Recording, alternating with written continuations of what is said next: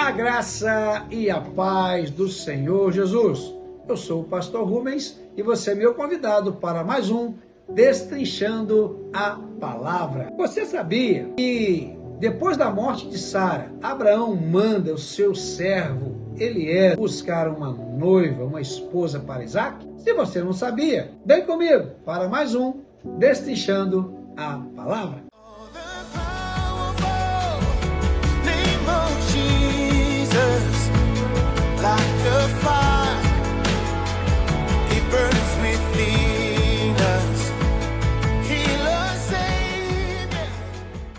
O texto que nós escolhemos na Palavra de Deus hoje se encontra no livro de Gênesis, capítulo 23 e capítulo 24. O texto diz assim: a morte de Sara. E foi a vida de Sara 127 anos. Estes foram os anos da vida de Sara. E morreu Sara em Kiriat Arba, que é Hebrom, na terra de Canaã. E veio Abraão lamentar a Sara e chorar por ela. Depois se levantou Abraão de diante do seu morto e falou aos filhos de Et, dizendo: estrangeiro e peregrino sou entre vós, dai-me possessão e sepultura convosco, para que eu sepulte o meu morto de diante da minha face. Logo após, no livro de Gênesis também, capítulo 24, fala sobre Abraão manda buscar uma esposa ou uma mulher para Isaac. Diz assim: e era Abraão já velho e adiantado em idade, e o Senhor havia abençoado Abraão em tudo. E disse Abraão ao seu servo, o mais velho da casa, que tinha o governo sobre tudo o que possuía: põe agora a tua mão debaixo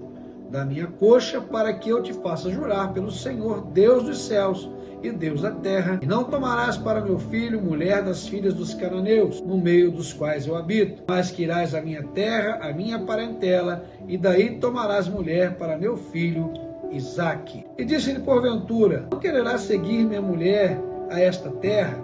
Farei, pois, tornar o teu filho a terra de onde saíste? E Abraão lhe disse: guarda-te que não faças lá tornar o meu filho. O Senhor, Deus dos céus, que me tomou da casa de meu pai e da terra da minha parentela, e me falou, e me jurou, dizendo: a tua semente darei esta terra, ele enviará o seu anjo adiante da tua face, para que tomes mulher de lá para meu filho. E se a mulher, porém, não quiser seguir-te, será livre deste meu juramento, somente não faças lá tornar o meu filho. Amém, queridos? O texto é extenso, se eu for ler a história toda, eu vou ficar aqui bastante tempo. Mas, depois da morte de Sara, depois de 3 anos mais ou menos, Sara morreu com 127 anos, né?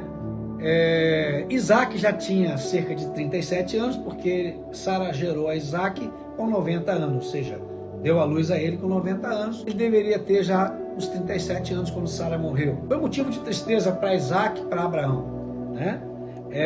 Nós falamos na semana passada sobre a questão do sacrifício de Isaac, né? No Monte Moriá, onde Abraão vai lá e Deus intervém, diz para Abraão para não sacrificá-lo. E Abraão, antes disso, perguntado pelo filho, ele disse: olha, o Senhor para si proverá o cordeiro, ou Deus proverá para si o cordeiro. Abraão e Isaac são figuras da palavra de Deus que nos mostram duas pessoas, o pai e o filho. Então, na alegoria, né, nos tipos de Cristo, Abraão simboliza Deus e Isaac simboliza Jesus, o filho.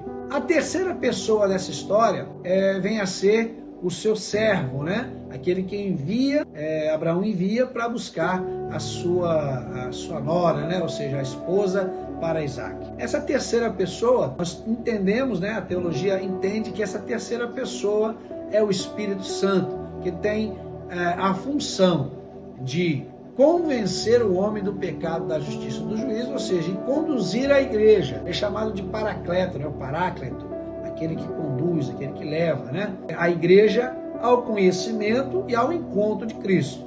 Na história do casamento de Isaac com Rebeca, todas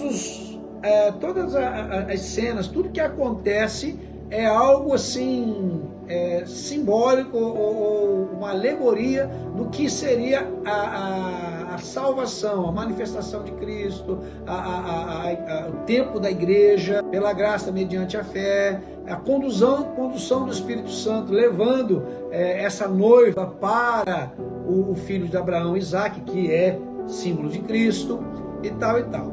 Então nós vamos entender um pouquinho sobre essa história e trazer ao nosso coração um pouquinho mais de discernimento com relação a esse relacionamento entre a igreja e o Senhor Jesus, e entre a igreja e o Espírito Santo. Pois bem, depois da morte de Sara, 3 anos após, Isaac já tinha 40 anos, Abraão já envelhecido, já estava com 140 anos, sabendo que Abraão morreu com 175 anos.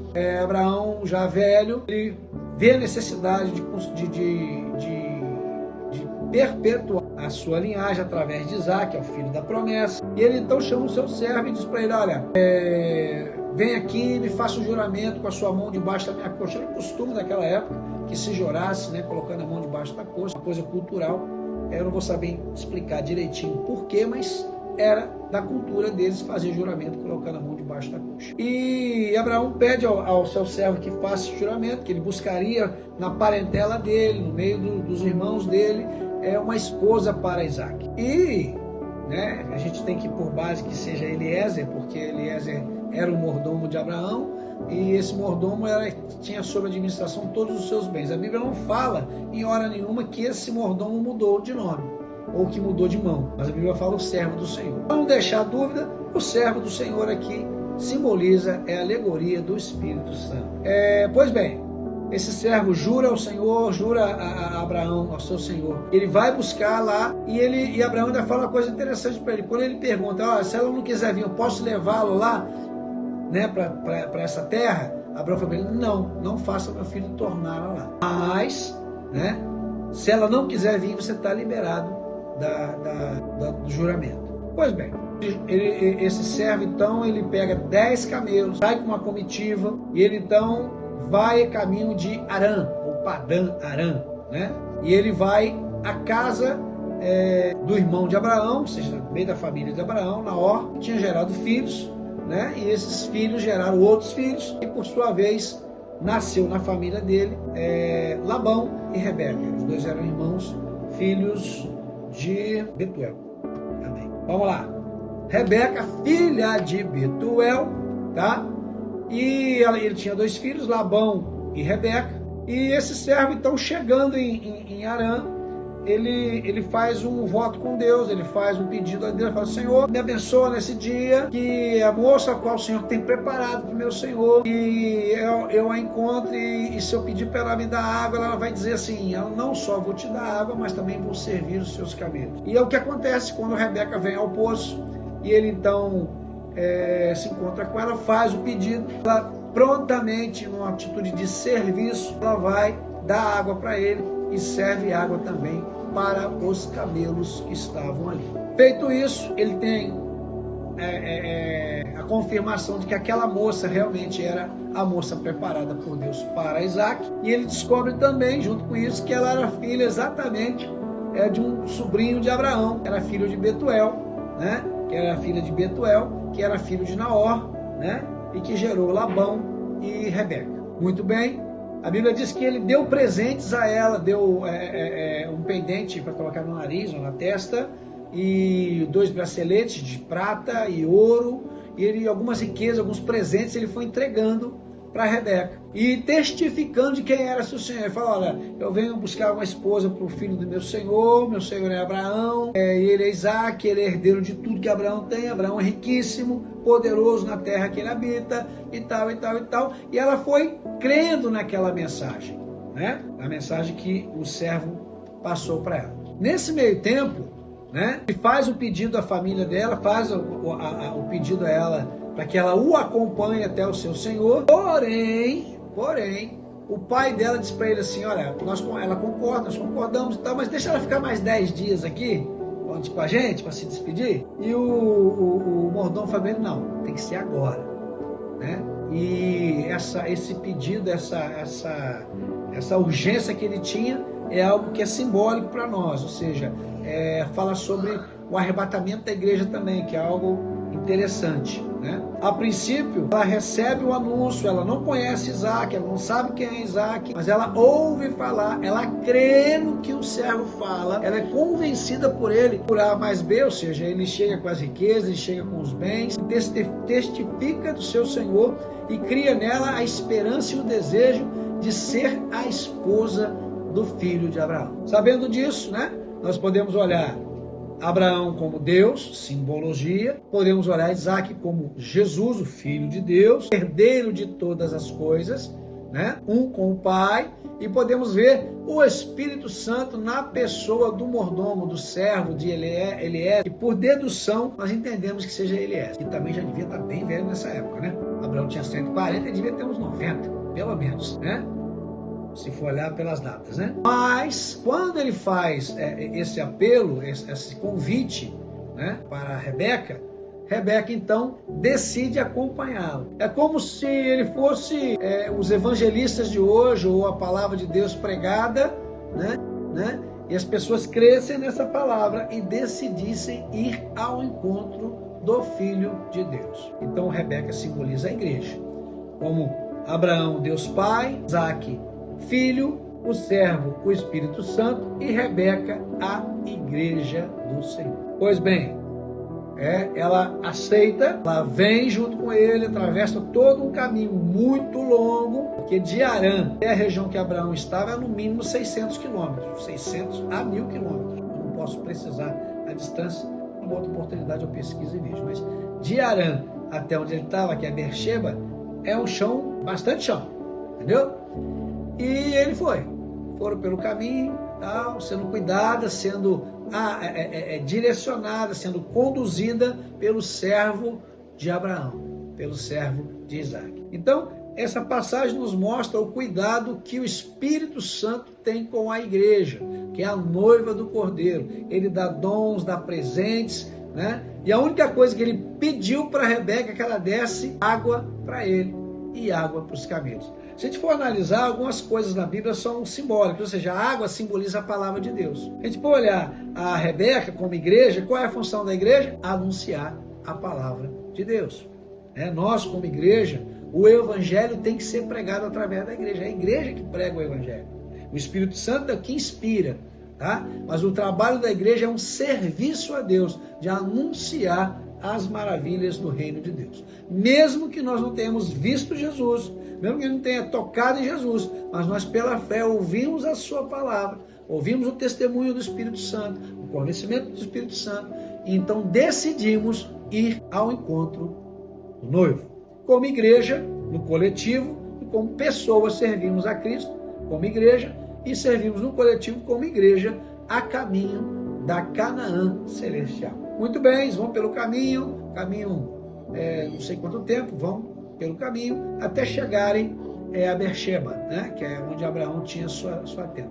Porém, Isaac já não estava mais na tenda de Abraão, tá? Ele estava na tenda de Sara, passou a ser a tenda dele. Abraão se casou também e teve outros filhos, né? Teve mais 6 filhos com Quetura, que também formaram outras nações, outros povos ali no Oriente Médio.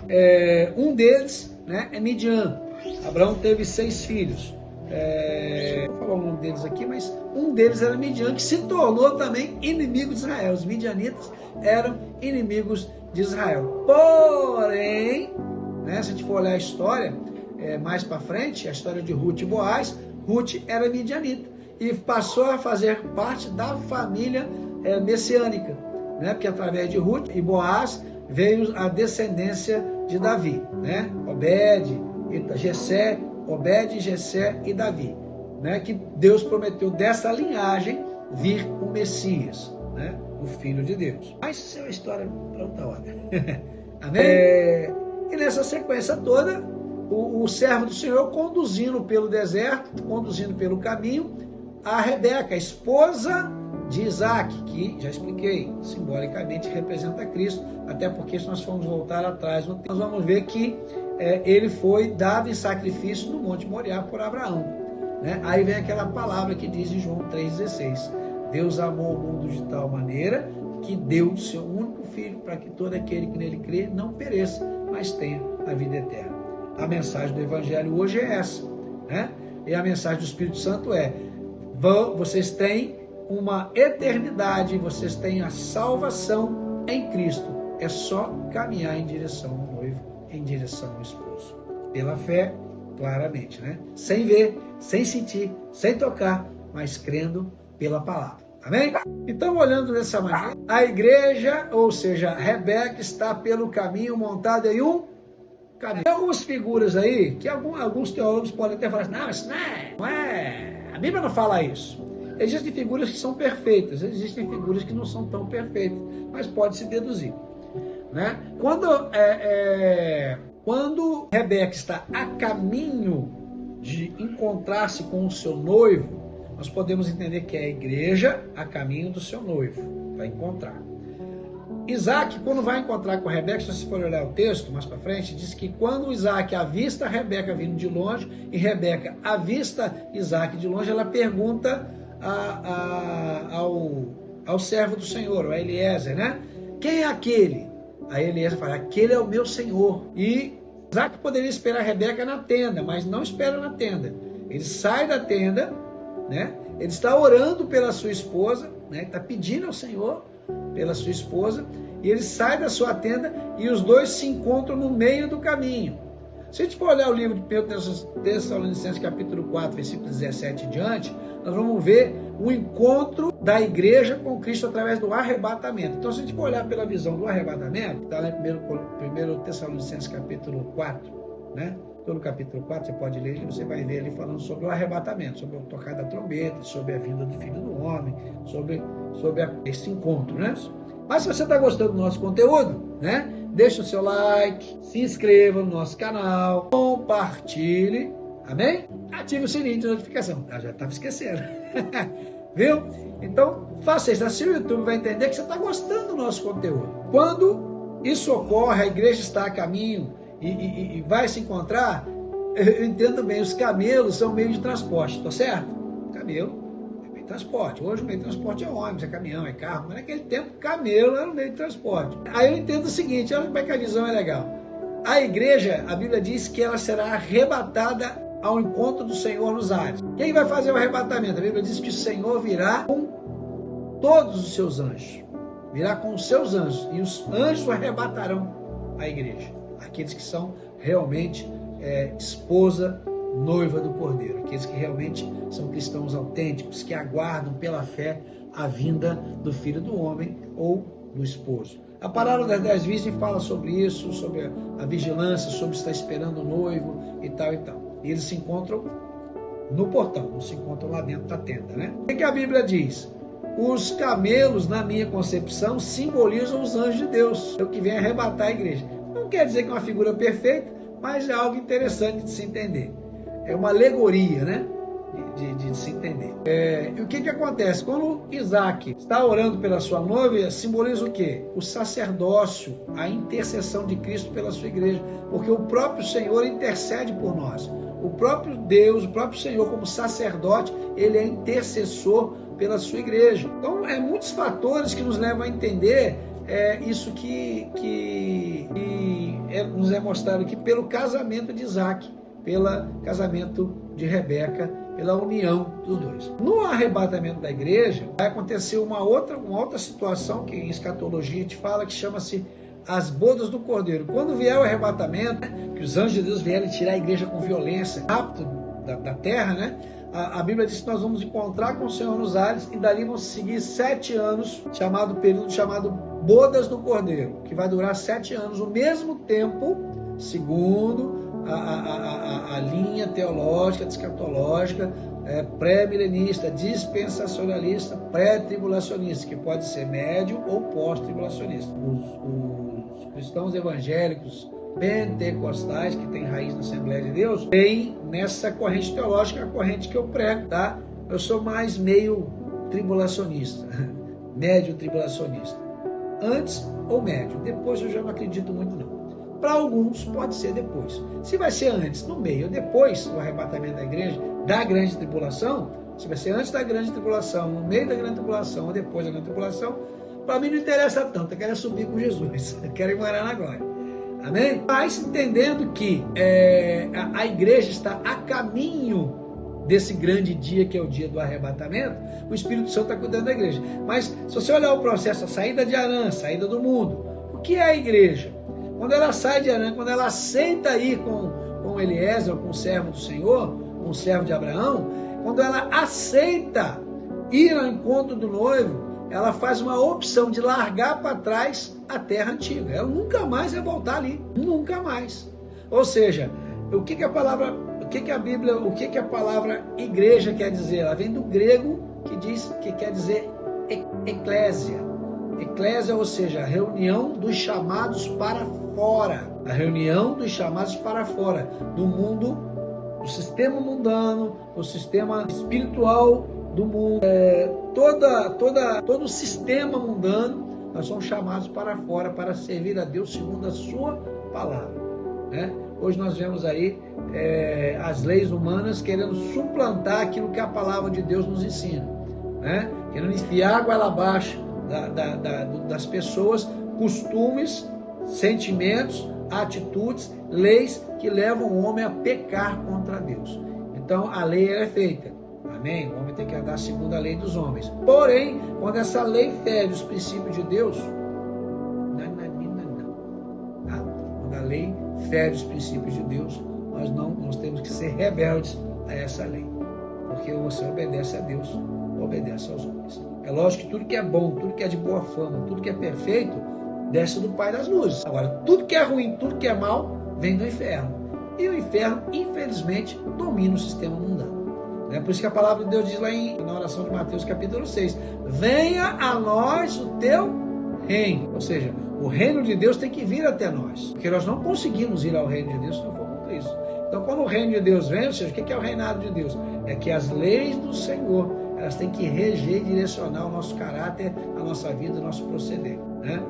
Então é mais ou menos isso aí que a gente entende. Mas, vamos falar do arrebatamento? Esse período da grande tribulação que vai ocorrer sobre a terra, quando Cristo voltar para buscar a sua igreja, ou seja, para haver essa união mística entre Cristo e a igreja, né? Isso vai se dar nos ares. Cristo vem, né? E a igreja vai, os anjos arrebatam a igreja. Então a gente entende que a tenda que Isaac morava, que é a tenda de sua mãe, da Sara, ela simboliza a Nova Jerusalém, ou seja, o lugar da habitação de Deus, a Jerusalém celestial, né? Simboliza. Ele sai de lá e encontra com Rebeca no meio do caminho. A Bíblia diz que ela cobre o rosto, em sinal de submissão, ele vai lá, descobre o rosto dela, pega ela, né? E leva ela para a sua tenda e lá ele consuma o casamento. Então, de uma maneira física, né? Isaac realiza ali a consumação do seu casamento com Rebeca, que é a consumação do casamento do Cordeiro, ou seja, de Cristo com a sua igreja. É a união mística da igreja com o Senhor. Aí tem uma determinada parte de Apocalipse que fala que nós estaremos para sempre com o Senhor. Perdão. Que nós teremos a mente de Cristo e que os fiéis reinarão com Cristo. Como numa família existe pai e mãe, né? E a mãe, ela direciona o marido, e o marido é o cabeça da esposa, ou seja, a esposa ela direciona o esposo, e o esposo é o cabeça do casal, né? Ali também será a esposa, né? E o cordeiro vão se unir numa só, entre aspas, carne, né? Num só espírito. E nós teremos a mente de Cristo. A Bíblia diz que quando Jesus voltar para reinar sobre a terra, que é o período do milênio, né? Nossos fiéis virão com ele, e reinarão, os fiéis reinarão com Cristo, está lá em Apocalipse. Então é algo que, em termos escatológicos, é algo muito interessante de saber, da gente cultivar no coração. Esse unir da igreja com Jesus, né, com Cristo, é simbolizado aqui pela união matrimonial de Isaac. Amém? Quando a igreja voltar, ela volta, nós voltamos no mesmo corpo, ou a gente vem... Boa pergunta! Vamos lá, essa matéria eu gosto, tá? A Bíblia diz em 1 Tessalonicenses capítulo 4, deixa eu achar aqui, porque essa minha Bíblia é uma bênção, ela tem as marcações direitinho.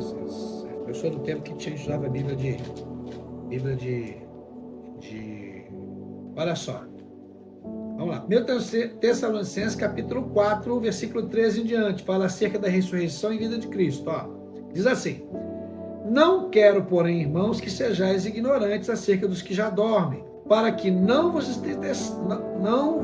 entristeçais como os demais que não têm esperança. Porque se cremos que Jesus morreu e ressuscitou, assim também aos que em Jesus dormem, ou seja, morreram, Deus os tornará a trazer com ele.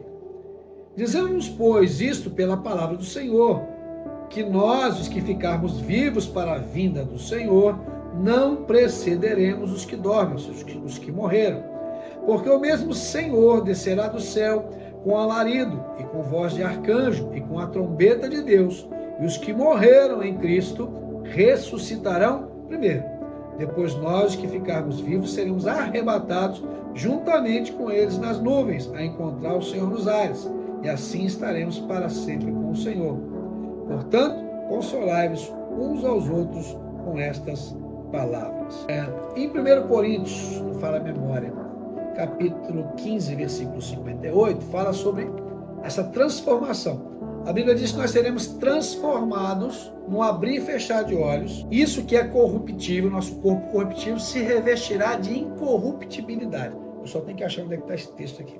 Coríntios 15. Vamos falar sobre o corpo, a ressurreição. Vamos lá.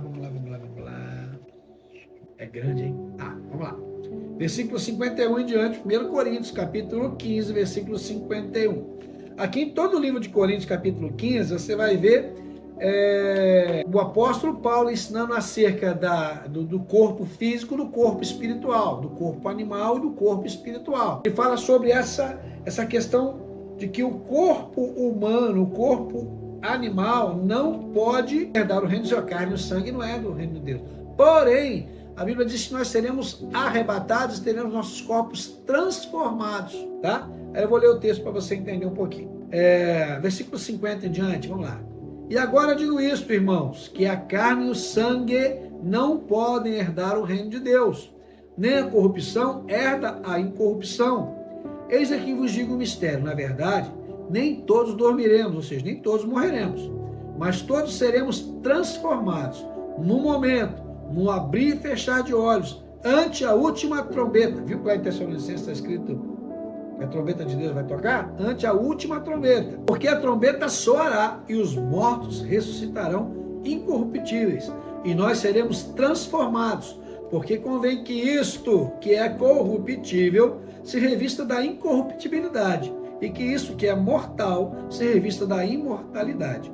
E quando isto, que é corruptível, se revestir da incorruptibilidade, e isto que é mortal, se revestir da imortalidade, então cumprir-se-á a palavra que está escrita: tragada foi a morte na vitória. Amém?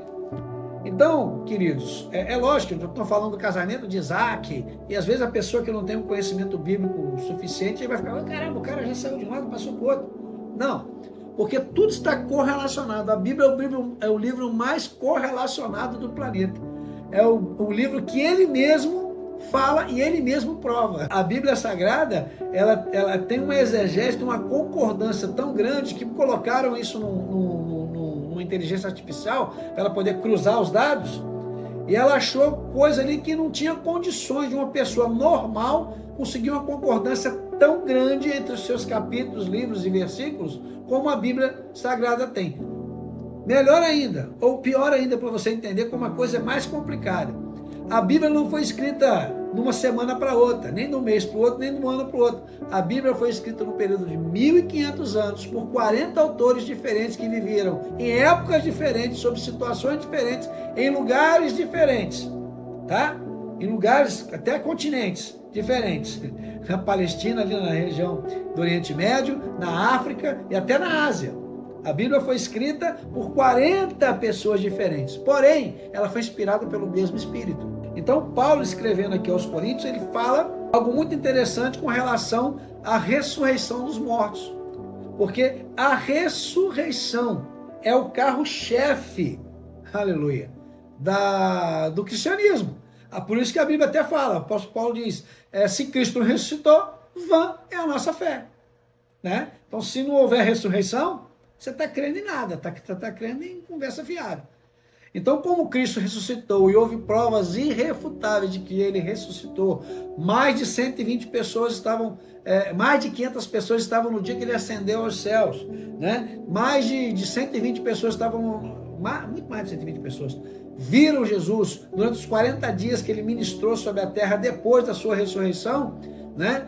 E fora as pessoas que foram curadas, que conheceram a Jesus e que, através do testemunho delas, levou para as outras nações. No dia de Pentecostes, pessoas que foram batizadas pelo Espírito Santo, em que houve a grande glossolalia, já entrei em outro tema, né, sobre o batismo do Espírito Santo, a glossolalia, ou seja, 120 pessoas reunidas no cenáculo falaram em novas línguas, e naquele dia era o dia de Pentecostes, e haviam muitas nações, mais de 120 nações de judeus prosélitos, de judeus mesmo que habitavam em outros pontos do mundo, né?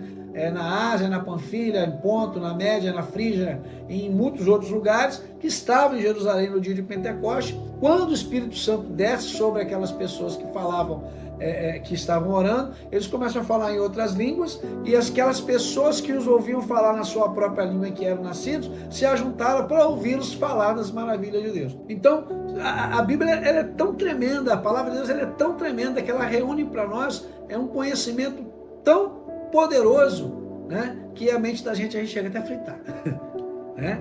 Mas dentro desse texto que Paulo fala sobre a ressurreição, sobre a transformação do corpo, sobre o encontro com o Senhor nos ares, tudo isso tem a ver com essa alegoria que Deus faz através do casamento de Isaac e através do casamento de Rebeca, que depois vão gerar filhos, e esses filhos, um é Jacó, outro é Esaú, e aí segue-se a genealogia de Jacó, que gera as 12 tribos de Israel, e que gera a nação de Israel, da qual vem o Messias e que forma a igreja. Aí começa tudo de novo. Né? Mas essa simbologia ela mostra algo interessante para que nós possamos entender que mesmo nesses textos que parecem assim algo literal e corriqueiro que aconteceu no caso do casamento de Isaac com Rebeca, ele tem todo um fundo espiritual para nos mostrar que a igreja do Senhor, ela está sendo conduzida pelo Espírito Santo, que um dia ela vai se encontrar com o seu noivo, que é Cristo, que vão fazer parte de uma só carne, como é o casamento, porque a Bíblia diz, deixará o homem, seu pai e sua mãe, unir-se-á a sua esposa, deixará a mulher, seu pai e sua mãe, unir-se-á ao seu marido, seu esposo, e ambos serão uma só carne. Isso simboliza a união mística entre a igreja e Cristo, onde nós passaremos, o Senhor será tudo em nós, e nós seremos tudo em Cristo. Então é algo muito interessante a gente entender nesse nosso Destrinchando a Palavra. Amém? Eu acho que deu para entender mais ou menos o que eu quis explicar através dessa história de Isaac e de Rebeca. Muitas outras coisas a gente poderia abordar aqui, mas eu não vou me estender mais. Mas se você está gostando do nosso conteúdo, se você está apreciando o que nós estamos falando, às vezes nós erramos uma coisinha aqui, outra ali, como eu falei na semana passada sobre as dispensações, né? E são 7 dispensações e o nome sumiu da cabeça, eu fui falando adâmica, pré-diluviana, não tem nada a ver, são períodos, né? Mas as dispensações da inocência, primeira dispensação, com Adão no paraíso, da consciência, quando o homem tem consciência do pecado, depois que ele peca, do governo humano, que é o período antes do dilúvio, né? Aquele período do governo humano, onde são estabelecidos os reinos, tá? Depois do dilúvio, da promessa, quando Deus chama Abraão, da lei, quando Deus expressa através de Moisés e entrega ao homem o decálogo, que são os 10 mandamentos, da graça, com o advento de Cristo, quando ele nasce, né? Prega o evangelho, morre, derrama seu sangue, e então ele passa a ser dispensação da graça, que já dura 2000 anos. E aqui vem ainda, que é a dispensação do milênio. Alguns falam que é a dispensação do anticristo, também, mas o anticristo vai durar só 7 anos. E depois disso ele é destruído, é lançado no lago de fogo, que é eternamente ele, o falso profeta. Satanás é amarrado por 1000 anos, e aí então Cristo desce para salvar Israel, nesse período da grande tribulação, e ele então estabelece o seu trono no monte, pisa com seus pés no monte de Oliveira, e de lá, Israel, ele governará as nações. Amém? Aí já é o período do milênio, onde as nações que sobrarem na terra depois de todos os cataclismos que vão acontecer durante a grande tribulação, que é algo de algumas discussões com relação à escatologia, Eu falo sobre escatologia, às vezes não explico o que é. Escatologia vem de uma palavra grega, escatos e logia. Escatos é tratado, logia é estudo, né? Ou escatos quer dizer doutrina das últimas coisas, ou seja, doutrina, ensinamento, estudo dos últimos acontecimentos entre Deus e a humanidade, entre a humanidade e Deus. Então, dentro desse contexto todo, o casamento de Isaac e Rebeca é uma alegoria, é uma simbologia. Ali tem pessoas que são tipos, tipo de Cristo, tipo do Espírito Santo, tipo de Deus, que é Abraão, né? Tipo da igreja, que é Rebeca. Eu falei um tipo, entre aspas, os camelos, que são os anjos, que arrebatarão a igreja, né? Até falei sobre o convite do servo do Senhor, dizendo que ela tinha que ir naquela hora, que ele ficasse mais tempo. Não, tem que ser agora. Então o arrebatamento vai ser dado de repente, sem aviso prévio, e aí, meu filho, só Jesus. Que Deus possa te abençoar. Isso é só por hoje. Estaremos mais uma vez no próximo episódio, destrinchando a palavra. Deus te abençoe.